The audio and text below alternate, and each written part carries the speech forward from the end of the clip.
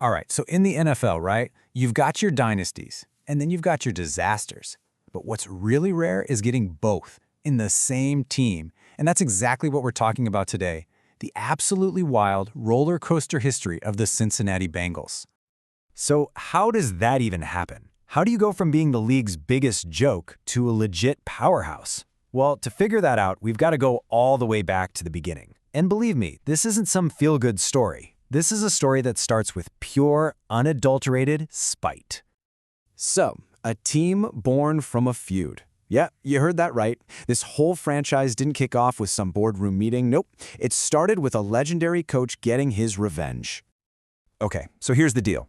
You have this absolute legend, Coach Paul Brown.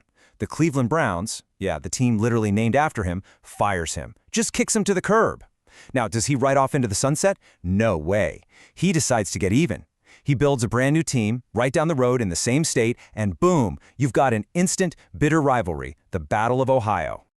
And here's the crazy part. Paul Brown didn't even want his new team in the AFL. He thought it was, a second-rate league. But he was smart. He saw the big NFL-AFL merger coming and realized that dropping $10 million on an expansion team was his golden ticket, his only guaranteed way back into the NFL, to stick it to his old bosses. Oh, and the level of pettiness here, it's just incredible. So Brown still had a bunch of the old Cleveland Browns equipment just lying around. So what did he do? He just used it. He literally took the exact same orange helmets and just slapped the word Bengals on the side. It was like a giant visual middle finger to his old team. And they rocked that look for years before finally in 1981, they got the iconic tiger stripes we all know and love. Okay, so from Super Bowls to Bungles, the team actually got good pretty fast. But that success, well, it didn't last.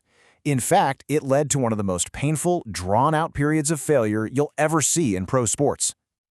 The 80s were awesome for Cincy. They were running this revolutionary offense, the West Coast offense, all short, quick passes that just diced up defenses. They even made it to the Super Bowl, twice. Now, they did lose both times to Joe Montana and the 49ers dynasty, but still, the Bengals were legit, a real force. And then, 1990, they won a playoff game, and the whole franchise just completely fell off a cliff.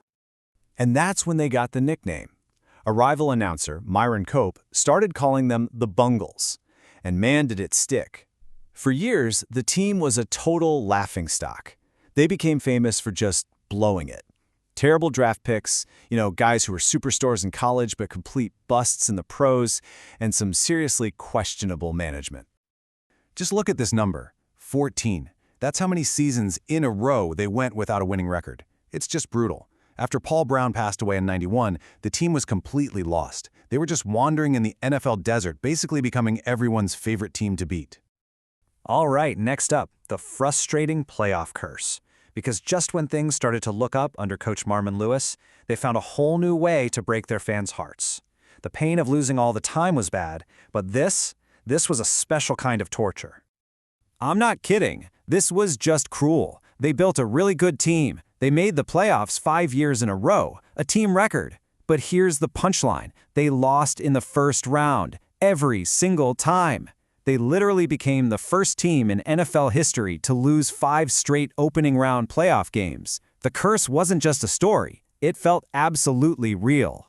So now we enter the age of Joe Burrow. After the Marvin Lewis era ended, the Bengals completely cratered. Worst record in the entire league, rock bottom. But, in the NFL, sometimes being the absolute worst is the best thing that can happen to you. Why? Because it gets you the #1 pick in the draft. It gives you a shot at a franchise-changing player. And that's exactly what they got. Enter Joe Burrow. He's an Ohio kid, coming off one of the greatest college football seasons ever, with a Heisman Trophy and a national title. And he just walked into that building with this incredible confidence, this swagger that basically screamed, all right, all that losing, it's over. It stops right now. Think about this for a second. 31 years. A whole generation of Bengals fans had never, not once, seen their team win a playoff game. That's the weight, the massive burden that Joe Burrow and this young team were carrying. And then it happened. On January 15th, 2022, playing at home against the Raiders, they won. They actually did it. The curse was shattered. You could probably hear the roar from the city of Cincinnati for miles. But believe me, that was just the start of something truly special. What they did next was just pure unbelievable sports magic. They go on the road and beat the AFC's #1 seed, the Tennessee Titans. Then they go to Kansas City to face Patrick Mahomes and the Chiefs, go down 21-3, and come all the way back to win. It was an absolutely legendary run that took them, against all odds, all the way to the Super Bowl. So they're forging a new legacy now. And even though they came up just short in that Super Bowl against the Rams, it didn't really matter. Something had changed for good. The Bengals were dead. The Cincinnati Bengals were no longer a joke. They were a legitimate powerhouse. You can even see it in how they look. They unveiled these new uniforms in 2021, and they're just clean. They're simple, they're confident. It's like they're making a statement with their look alone. The old Bengals, gone. This is a totally new team with a brand new identity. And they went out and proved that amazing run was no fluke. The very next season, guess where they were?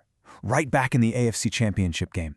That's back-to-back trips for the first time in the team's entire history. The bar had been completely reset. This is the new standard.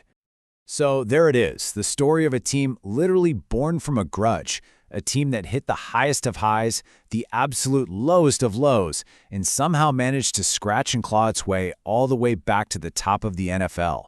They've completely changed their stripes, in more ways than one. But the biggest question still remains, right? After all the decades of pain and heartbreak, can Joe Burrow and this new era of the Bengals finally win the big one? Well, we're all going to have to wait and see.